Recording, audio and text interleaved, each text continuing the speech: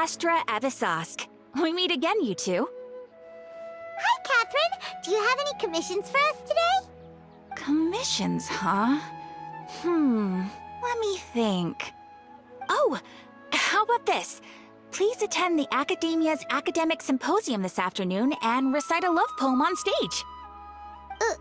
Wait, say what now? And if possible, please also use your camera to capture the reaction of the audience upon finishing the poem. Huh? What kind of commission is that?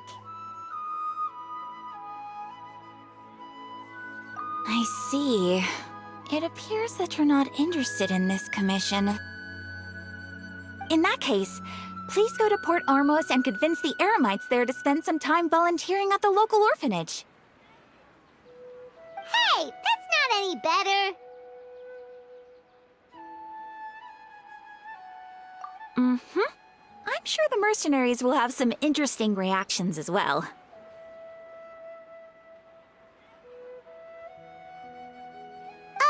Paimon's gotta ask, just who exactly has been submitting these commissions to the Adventurers Guild?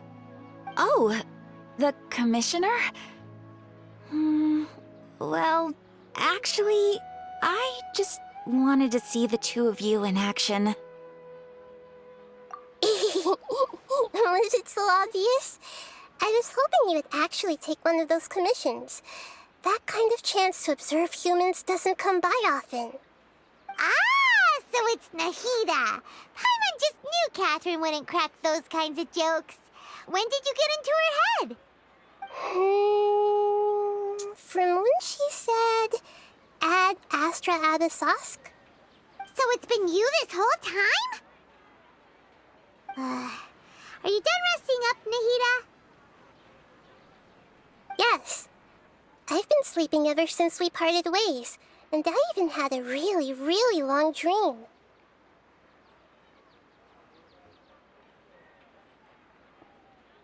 It was another dream about the Sub-Zerus Festival, except it was a happy one. In my dream, I was sitting in the middle of a flower terrace, and everyone in Sumeru City was holding hands as they danced in circles around me. They danced round and round, and everyone looked really happy. I also got to sit on a gigantic flower carriage. Ferris, the Knight of Flowers, raised me really, really high above the ground, and I was throwing an endless amount of Yalda candies at the children. You know, Nahida, maybe your dream is how the Sub-Zerus Festival really should be. It's meant to be a joyous time where everyone gets together to celebrate your birthday.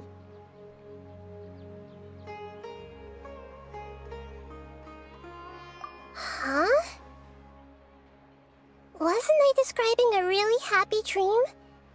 Why are you both looking at me like that? Wait, could this be an example of the emotion known as pity? No, we aren't pitying you.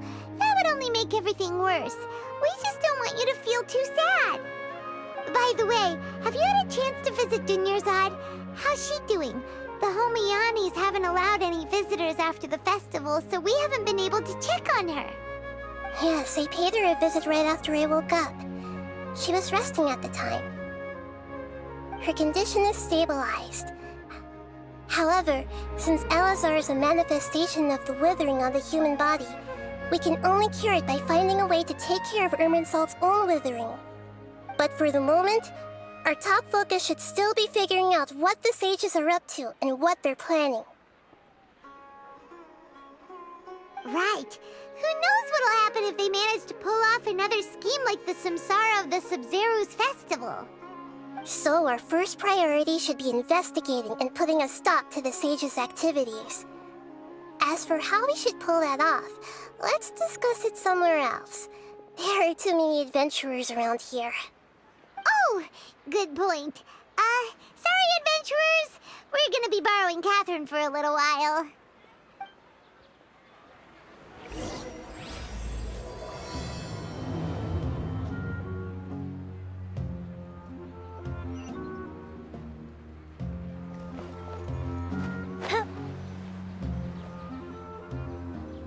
Let's continue our chat here.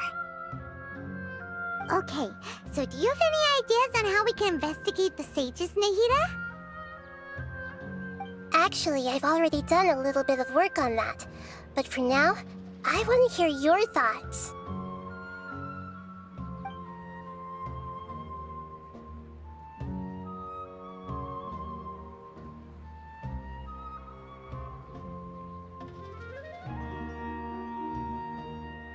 No way, that's too risky.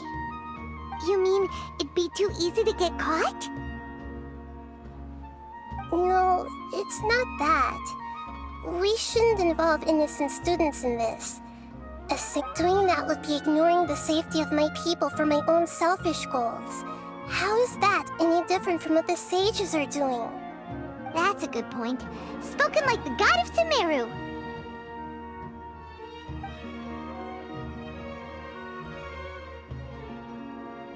We're in the dark as of now.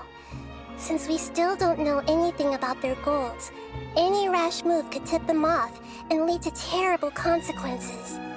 After all, every person in Sumeru City is one of their hostages. I've already tried that, but all the key members of the Academia, even the core 30 guards, intentionally avoid wearing their Akasha terminals. It seems that from the very beginning, they've been guarding against info leaks from the Akasha. Of course, it could also be because they're wary of me. Have you already caught the sage's attention? I'm guessing not yet, but distrusting me would make perfect sense if they've ever paid attention to the urban legends about me. In any case, I probably can't take over their minds directly. Are we really out of ideas?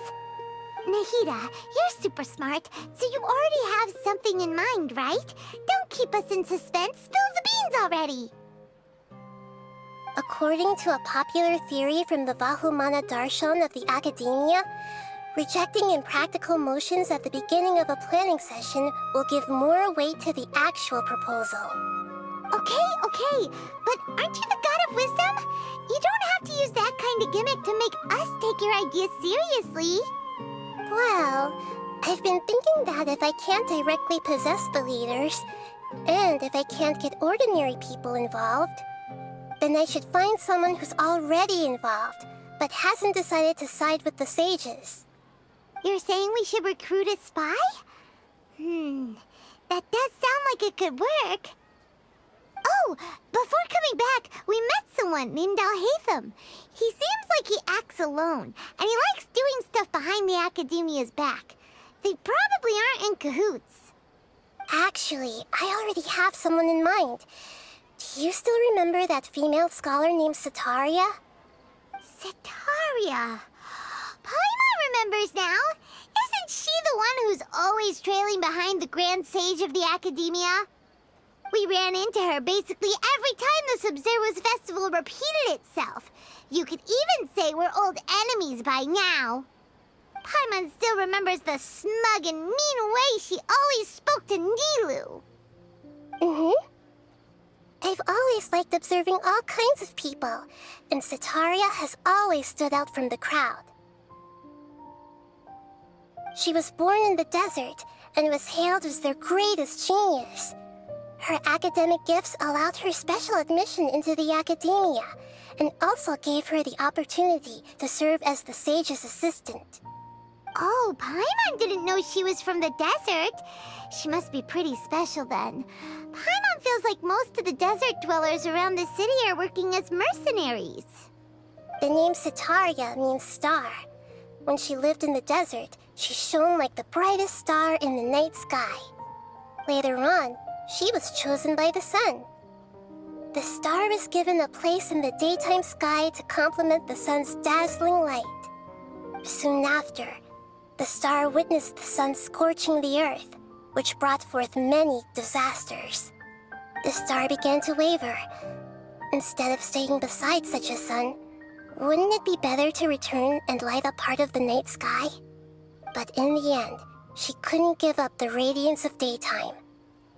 To cope with her shame, the star buried her guilt and closed her eyes.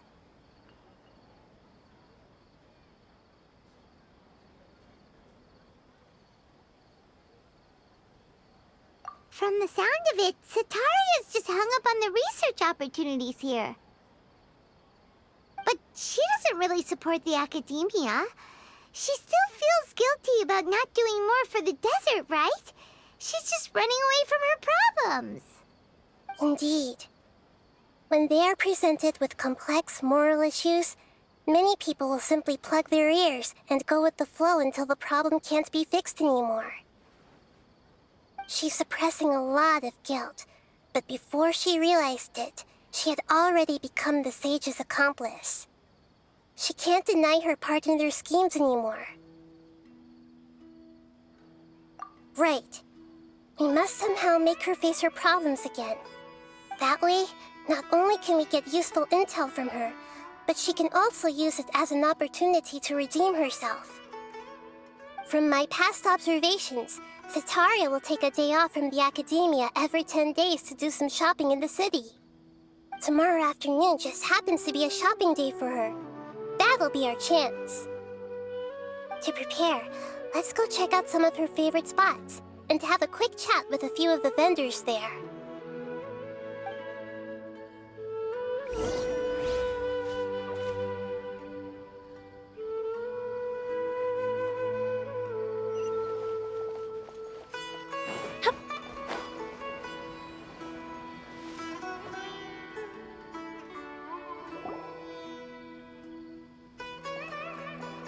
This should be Sataria's favorite fortune-telling spot. So should we ask the fortune teller about Sataria? No, I already have enough information on Sataria. The most important thing now is for you to pay attention to the vendor's talking style and key characteristics. Talking style and key characteristics? My poor lost lambs, have you become troubled over your fates? The divine voice of wisdom often echoes between mine ears. If thou be blessed today by the gods, I may be able to show you the way. Huh? Really? Nahida, you've been whispering things to her? Shh! My friend here has some doubts regarding her future. Can we get a fortune reading for her? Of course, of course. In that case...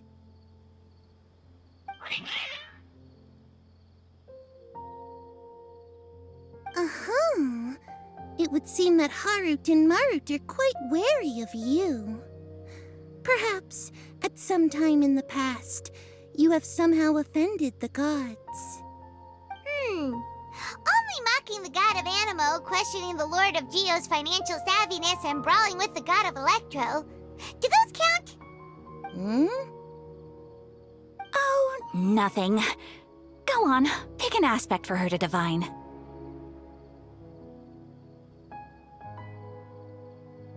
Health prospects, no problem at all.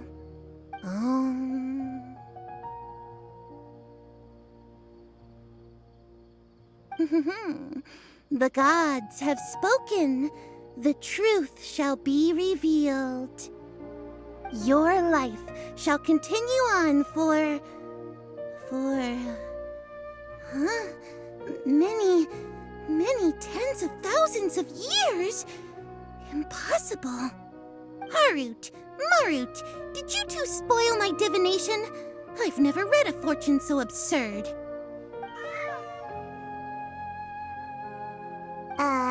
Actually, Paimon thinks this is probably the most accurate fortune-telling you've ever done. I admit that the orientation of today's celestial matrix is suboptimal. As such, there will be no charge. Is that so? Well, that can't be helped. If you were to bring some food offerings for Harut and Marut on your next visit, perhaps they could help you reverse the wheels of fate.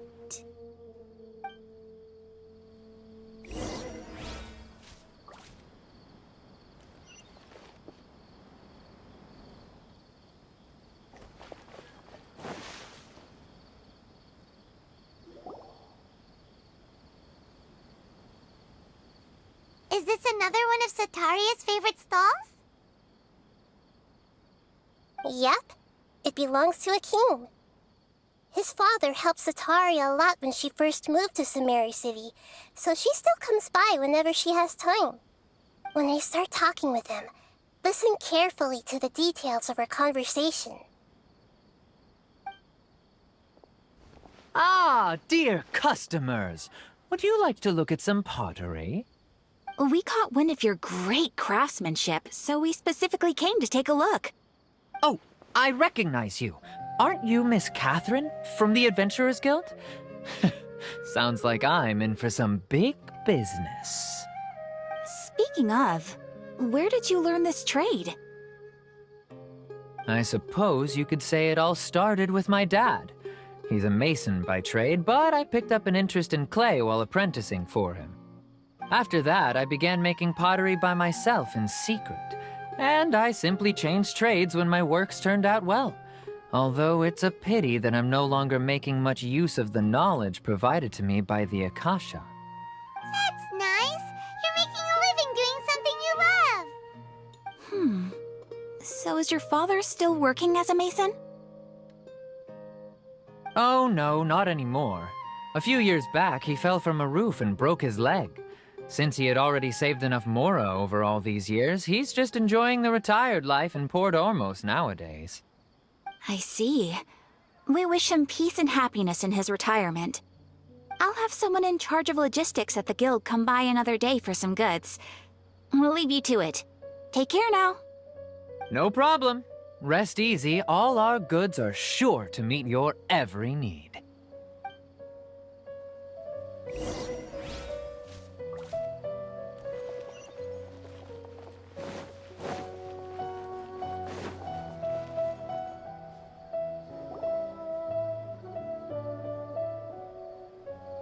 This should be our final stop.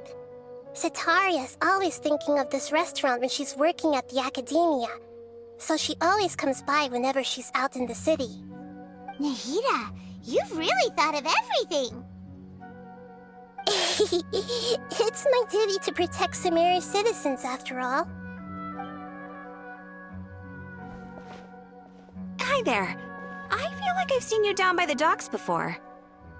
Huh? Sorry, I don't quite remember. If I recall, you were having a discussion with someone about shipbuilding at the time. Ah, that's right! I've always been really interested in feats of marine engineering. After all, I grew up in Liyue Harbor and spent my entire childhood staring at the ships going in and out of the port. I came to Sumeru to study, but failed to make it into the academia due to my lack of talent. But I'm still discussing all kinds of problems with different scholars, and I'm continuing to study and perform research from the restaurant's basement. I'm sure I'll get into the academia after their next round of exams. What an admirable spirit for learning. Amazing! Sure, but you'll find hardworking people wherever you go. So this restaurant has a basement as well? Huh. First I've heard of it. That's right. It's not usually open to patrons. Most of the time, employees use it for breaks or to hold private events. I see. Guess that makes sense. Well, good luck with your studies, Miss Chishan. Thank you so much. As long as I can make it into the academia as an official student, I'll be happy.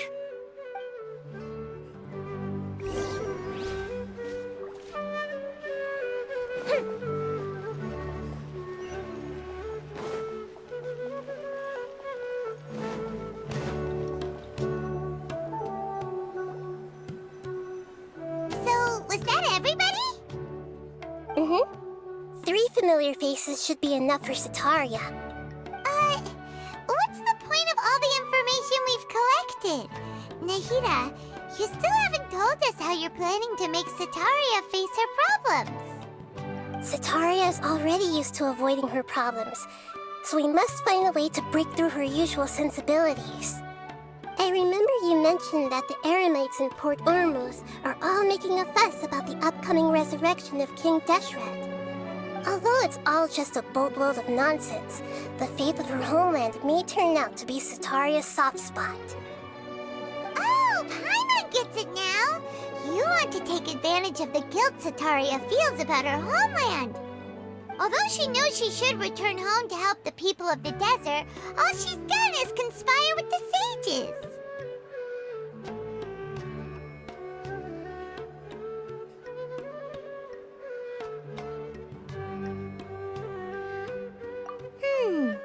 So how do we set that up?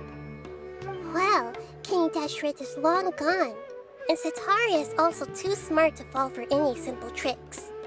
If we simply engaged her under the guise of King Deshret's believers, she would definitely be wary of us, and we may not get anywhere. But if we were to borrow some of her close acquaintances to talk with her, her reaction would probably be very different. So, you mean you're going to possess those people we just talked to? Yep. Possess them through the Akasha. Imply they've already converted to the faith of King Deshret, and then convey our made-up will of King Deshret. As long as everything goes smoothly, we'll get through to Sataria for sure. She'll never guess that we had anything to do with it. Ah, so that's how you're going to use all the info we collected on these people. It's so that you won't slip up and break form. Possessing them will only work if you can manage to pass off as them. Exactly. So, best of luck with impersonating them. Huh? Best of luck? But we don't know how to possess anyone. That's no problem at all. I'll just share all their senses with you once I've possessed them. As long as you're also wearing an Akasha terminal, the effect will basically be as if you've possessed them yourself. Huh. That is pretty convenient. But why does she have to do this? Can't you do it yourself? Although I've been observing humans for a while, I've never been good at imitating them. You're not wrong. It's always been painfully obvious whenever you try to pass as Catherine.